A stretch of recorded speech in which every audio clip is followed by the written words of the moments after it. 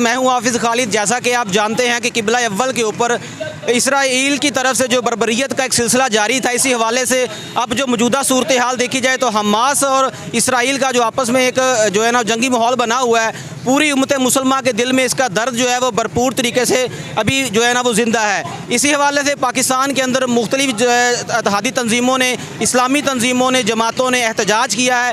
तंजीम इस्लामी भी किसी से पीछे नज़र नहीं आ रही, उन्होंने भी मुल्क भर के अंदर इसराइल की बर्बरियत के ख़िलाफ़ जो एहतजाज शुरू किया है। उसी हवाले से हम मौजूद हैं आरीवाला के अंदर, हमारे साहब तंजीम इस्लामी के दौरान मौजूद हैं। उनसे आज इसकी ब्रीफिंग लेते हैं कि वो OIC के हवाले से क्या किबला अव्वल की बेहुरमती की जा रही है, इस हवाले से इनका क्या नुक्ता नज़र है, उम्मत मुसलमान के नाम क्या पैगाम देने जा रहे हैं। अस्सलाम वालेकुम सर। वालेकुम अस्सलाम रहमतुल्लाह। सर कैसे हैं आप? ये अल्हम्दुलिल्लाह। सर हम अप्रिशिएट करते हैं माशाल्लाह, तंजीम इस्लामी ने पूरे पाकिस्तान के अंदर किबला अव्वल के हवाले से जो है ना वो मौक़िफ़ सामने आया है। तंजीम कोई एहतजाज जा रही हैं, रैलियाँ निकाली जा रही हैं, उम्मत मुसलमान के नाम क्या पैगाम देंगे? और जो अक़वाम मुत्तहिदा है जो पूरी दुनिया के फैसले करती है, उन्हें ये दहशतगर्दी क्यों नज़र नहीं आ रही? उनका कोई बंदा मरता है तो वो दहशतगर्दी का डोंगर चाहते हैं।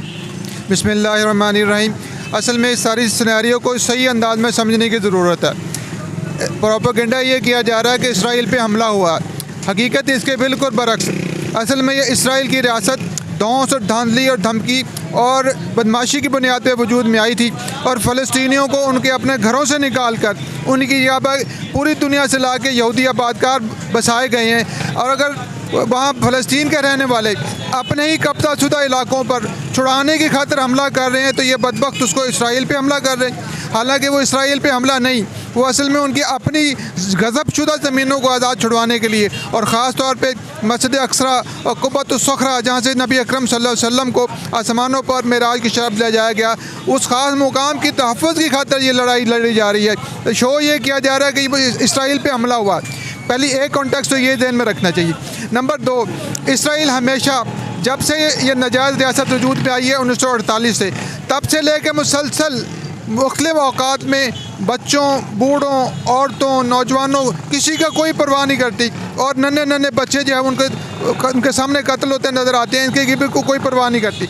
इसके बरक्स इसराइल के जितने भी बाशिंदे हैं वो कोई आम बाशिंदे नहीं है, वो सारे के सारे फ़ौजी तरबियत याफ्ता हैं। आपको मालूम होना चाहिए कि वहाँ पर ये पाबंदी है कि हर 18 साल का मर्द हो या औरत उसको लाजमी मिलिट्री ट्रेनिंग लेनी होती है, और 36 महीने कम अज़ कम उसमें बाकायदा मिलिट्री में बतौर फ़ौजी उसने खिदमत सर अंजाम देनी होती है। लिहाजा अगर वो बदबख्त जहन्नम रसीद हुए हैं तो वो कोई आम बंदे नहीं हैं, वो फ़ौजी जो उनको अपनी ज़मीनों पे कब्ज़ा करके बैठे हुए हैं, तो उनके कब्ज़ा छुड़वाने के हवाले से उनकी कोशिश है।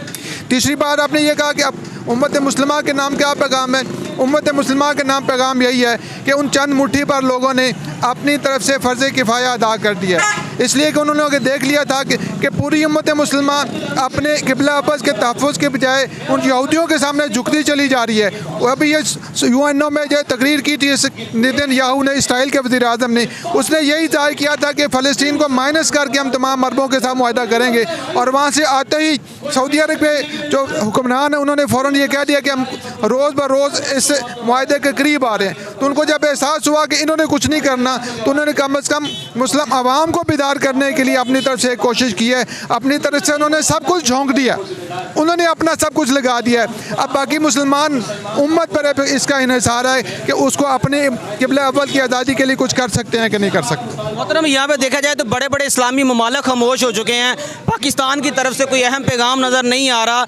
क्या हमारा ये दर्जा कमज़ोर तरीन नहीं है कि उनकी हमायत की जाए या उनके ऊपर एक बयान ही दिया जाए? तंजीम इस्लामी ने माशाल्लाह बहुत अच्छा कदम उठाया है, तो क्या हमारे हुक्मरानों के नाम क्या पैगाम है? जी, हमारी ये आगाही मुहिम का मतलब ही यही है कि अपने आवाम को इस बात पे समझाया जाए कि ऐसे सिचुएशन की है, और फिर मिलकर हुक्मरानों पर इस बात पे पुरअमन अंदाज में दबाव डाला जाए कि आवाम का काम तो सिर्फ आगाही देना है, दुआ करना है, लेकिन हुक्मरानों का काम सफारती सतह पर ना सही बल्कि अमली तौर पर फ़ौजी सतह पर भी उस पर हमला करना है। और आपको याद दिला दूँ कि 1973 में जब अरब इसराइल वार हुई थी, तो यहाँ पाकिस्तान से अल्हम्दुलिल्लाह हमारे जहाज़ गए थे, और उन्होंने जितने भी इसराइली टारगेट थे एक भी मिस नहीं किया था। अल्हम्दुलिल्लाह हमारे अंदर वो, तो आज भी वो जज्बे की ज़रूरत। आज मस्जिद अक्सा और मज़लूम फ़लस्तीनी पुकार रहे हैं। मैं हुकूमत वक्त से ये गुजारिश करूँगा कि इसको सिलसिले में खुदा अपनी ज़िम्मेदारी का एहसास कीजिए। ये ना हो कि वो तो गुजर जाएँ, ये ना समझो कि वो गुजर जाएंगे तो हम बच जाएंगे। अगर वो ना रहे तो खुदा न खास्ता हम भी नहीं रहेंगे। जी नाज़रीन, टीम वॉइस ऑफ पंजाब के साथ महवे गुफ्तगू थे मोहतरम जनाब नवाज रसूल साहब। तंजीम इस्लामी के प्लेटफॉर्म से आरीवाला के अंदर बड़ी रैली का इनेकाद किया गया है। इसराइल की जो बमबारी हमास के ऊपर है और जो किबला अव्वल को घेरा गया उस हवाले से इंशाल्लाह तंजीम इस्लामी किसी से पीछे नहीं रहेगी। आने वाले वक्त के अंदर भी ये उम्मत मुसलमान के साथ खड़ी है। इनका बहुत अच्छा मौक़िफ़ है कि इस वक्त इत्तेहाद की ज़रूरत है। इंशाल्लाह टीम वॉइस ऑफ पंजाब बहुत जल्द मिलेगी एक नए प्रोग्राम के साथ। अपना ख्याल रखिएगा। टीम वॉइस ऑफ पंजाब को इजाज़त है। अल्लाह हाफिज़।